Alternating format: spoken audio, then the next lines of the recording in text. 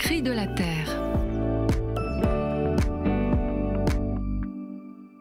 Le 1er octobre, le pape Léon XIV a célébré l'anniversaire de l'encyclique Laudato Si du pape François. La fête s'est déroulée à Castel Gandolfo et plus précisément au Borgo Laudato Si, le projet d'aménagement des jardins du Saint-Père en un écolieu d'expérimentation, de vie et d'enseignement de l'écologie intégrale. Léon XIV était entouré d'un millier de représentants du monde entier, des personnes connectées au mouvement Laudato Si et engagées dans la diffusion de l'écologie intégrale.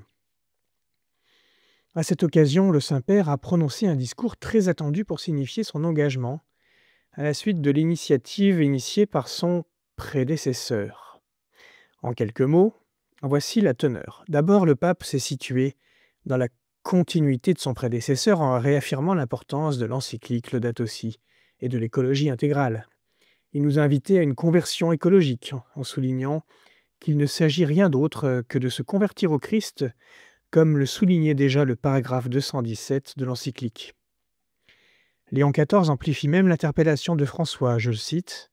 « Les défis identifiés dans Laudato Si sont en effet encore plus pertinents aujourd'hui qu'ils ne l'étaient il y a 10 ans. Le souci d'unité et de durée de Léon XIV se manifeste également dans cette question qu'il nous a posée, je cite. « Que faut-il faire aujourd'hui pour que le soin de la maison commune et l'écoute du cri de la terre et des pauvres ne soient pas considérés comme de simples tendances passagères, ou pire encore, comme des questions qui divisent ?» Soulevant une nouvelle fois le paradoxe de l'existence des catholiques écolo-sceptiques. Comme phrase engagée de ce discours, j'en retiens 2 qui me parlent particulièrement.